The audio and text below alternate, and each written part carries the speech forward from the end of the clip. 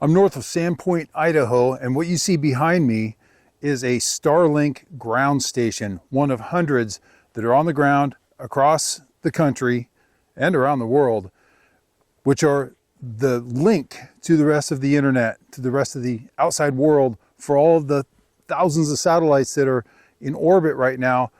They have to have a ground link, which is the Achilles heel of the Starlink system, which I'm going to talk about today.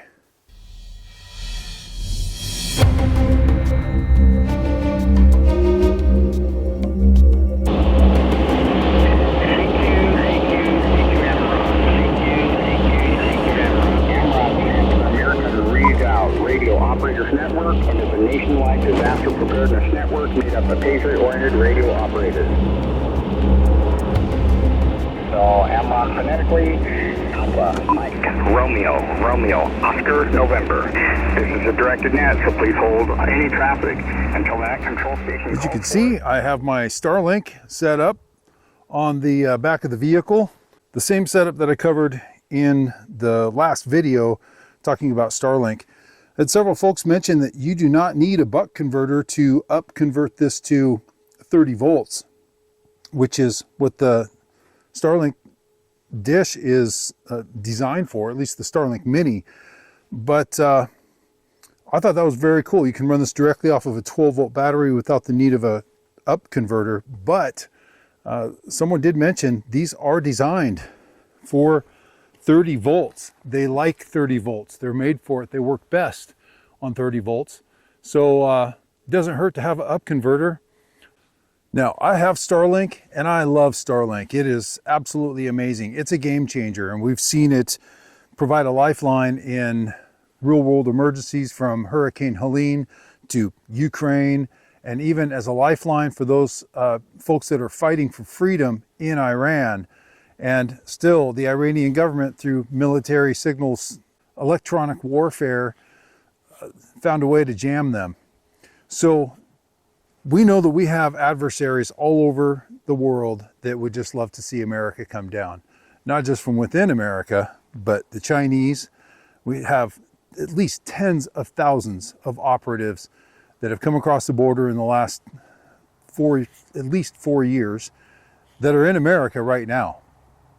And we know that the Chinese, top target for the Chinese is our critical infrastructure. They have our critical infrastructure with their technology embedded in it all over the place. Continuous probing for identifying weaknesses in our critical infrastructure, and their technology is embedded all throughout. So one of the big top list items for an adversary is to take down their communications. Starlink has become a national security threat to the Chinese. They've identified it as such. So they're developing missiles and anti-satellite technology, from lasers, missiles, other navigable satellites that will take out our satellites. But here's the thing, it takes a lot of technology to be able to take down satellites effectively, especially when there are thousands of them. But the other threat that we face is the Islamic Jihad threat that has also infiltrated our border. Tens of thousands, if not hundreds of thousands, operatives who have promised America's October 7th is coming.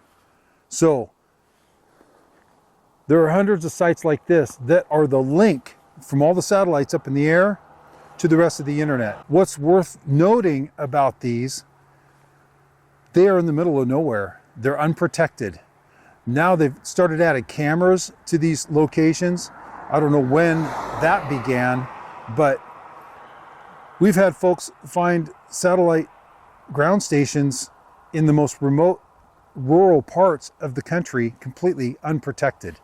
So it wouldn't, as you can imagine, it wouldn't take much to take a U-Haul or a piece of heavy equipment or a stolen truck and just plow right over the top of all of this and take it out. There's nothing to prevent anybody from doing that at any of these locations that we've identified as ground stations across the country.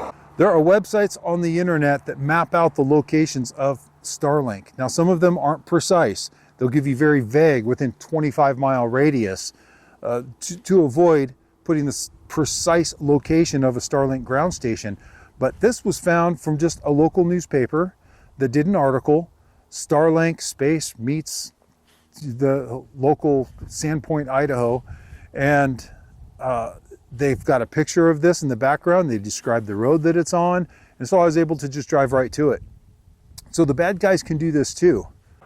Secondly, these are all connected with fiber optic lines that are running to other hubs that are tying this into the rest of the internet.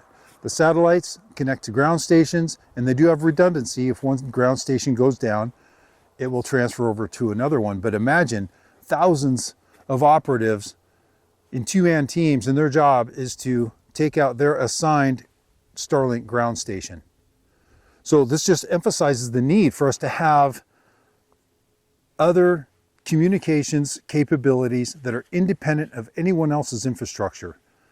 The notion that one man can choose to turn on internet for an entire nation or an entire region is pretty astounding. But if you find yourself on the opposite end of the political spectrum from that person, that one person could also decide to not let you have internet as well.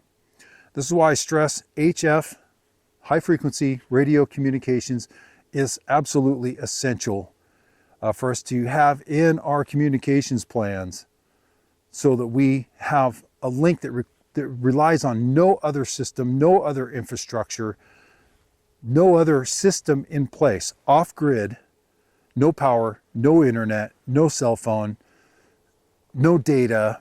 We can still communicate. We can send emails, we can send messages, we can send intelligence back and forth, and nobody can choose to flip a switch and turn you off or shut down ground stations that is your vital link to that critical infrastructure that you're using or depending on. There are two others that I've identified. One is literally all of these dishes that are inside of these domes. All the equipment that's protected in those domes is sitting on a flatbed 18-wheeler trailer in the middle of farmers' fields in Montana. Another one over in central Washington, sitting on the edge of a farmer's field in the middle of nowhere. It's got a small shack, and a fence could easily be broken into. And when you have saboteurs whose mission is to take out a assigned Starlink ground station, cameras aren't going to stop them. And that could bring everything to its knees. Not to mention all the other fiber optic attacks that we see hundreds of in the last couple of years, and increasing.